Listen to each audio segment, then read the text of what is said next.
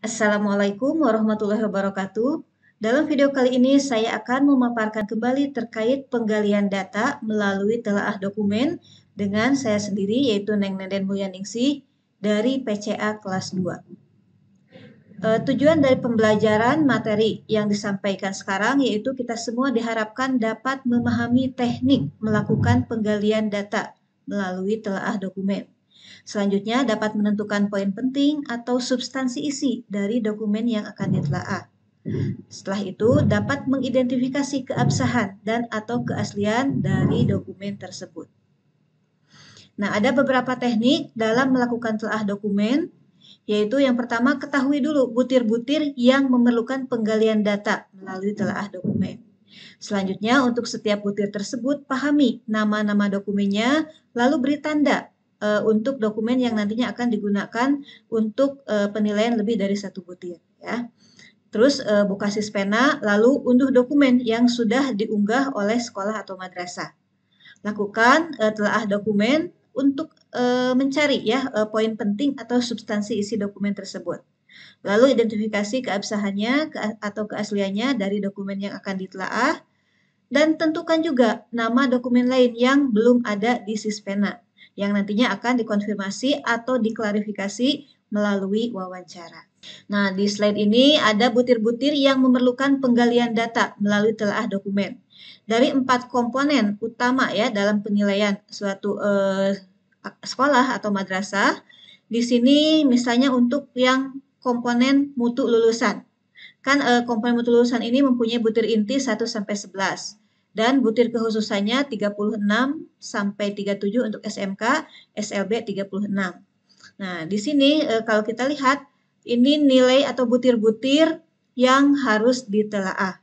Ternyata untuk butir intinya semua butir inti pada komponen mutu lulusan itu harus ditelaah, termasuk butir kekhususannya juga. Berbeda pada komponen proses pembelajaran. Nah, kan butir intinya 12 sampai 18. Di sini ada yang tidak harus, yaitu nomor 15 dan nomor 17. Sama untuk satuan pendidikan SD, SMP ya, dan sederajatnya SMA juga. Nah, untuk SMK di sini butir kekhususannya 38 dan 39 itu harus, sementara untuk SLB butir kekhususannya 37. Jadi ini adalah nomor-nomor butir yang harus ditelaah dokumennya. Pada mutu guru, nah komponen intinya kan 19 sampai 22. Kalau kita lihat di tabel ini berarti seluruh butir pada komponen mutu guru itu harus ditelaah. Demikian pula pada butir kekhususan untuk tingkat SD nomor 36 dan SMK-nya nomor 40. Lalu pada komponen manajemen sekolah atau madrasah, seluruh butir inti, nah ini harus ditelaah, termasuk butir kekhususan pada SMK dan SLB juga. Nah ini contoh nama dokumen ya. Tadi dari keempat komponen yang ada kan untuk mutu lulusan kita ambil contoh nomor butir ke-1. Nah dokumen yang ada pada butir 1 itu yaitu tata tertib sekolah atau madrasah, buku piketnya, catatan guru atau wali kelas. Demikian pula komponen yang lainnya, misalnya proses pembelajaran. Kita ambil butir 12.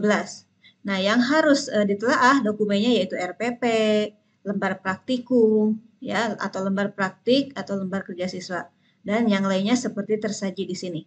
Nah, ini setiap butir masing-masing ada ya nama-nama dokumen yang harus ditelaahnya. Ini semua ada ya pada instrumen akreditasi.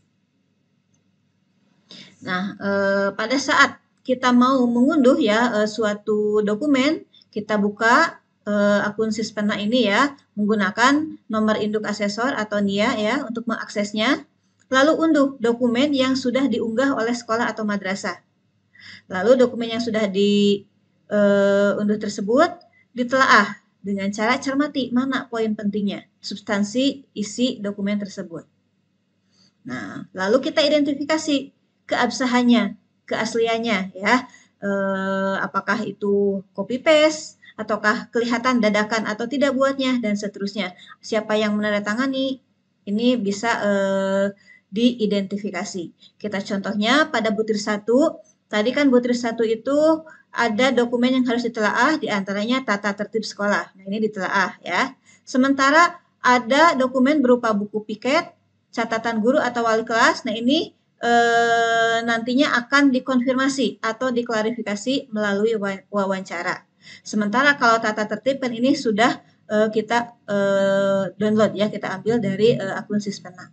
Kalau yang dua ini tidak ada, jadi nanti dikonfirmasinya melalui wawancara. Nah, dalam menentukan poin penting atau substansi isi dokumen, kita lihat contohnya ini untuk butir nomor 12. Di mana butir nomor 12 ini kan proses pembelajaran berlangsung secara aktif dengan melibatkan seluruh siswa dan mengembangkan keterampilan berpikir tingkat tinggi, sehingga terjadi proses pembelajaran yang efektif sesuai tujuan pembelajaran. Nah, dokumen yang harus ditelaahnya yaitu kan dokumen RPP. Nah, poin pentingnya yang harus digali dari RPP ini yaitu rumusan capaian pembelajarannya, jumlah metode yang digunakannya, atau variasi media yang digunakan seperti apa. Termasuk langkah-langkah pembelajarannya, jenis penugasannya, ini yang menjadi poin penting atau substansi isi dari dokumen RPP. Nah, setelah kita tentukan poin pentingnya, tahap berikutnya ya tadi, identifikasi keabsahannya. Cek tanggal RPP tersebut dibuat. Siapa yang menandatanganinya? Guru kah? Kepala sekolah? Wakil kepala sekolah kah? Ada stempelnya atau capnya? Kemudian cermati copy paste atau tidak, sesuai atau tidak dengan penugasannya, dengan capaiannya, dan lain-lain. Ya, itu dalam tahapan identifikasi keabsahan. Baik, mungkin itu saja yang bisa saya sampaikan terkait dengan teknik penggalian data dalam telaah dokumen. Terima kasih. Wassalamualaikum warahmatullahi wabarakatuh.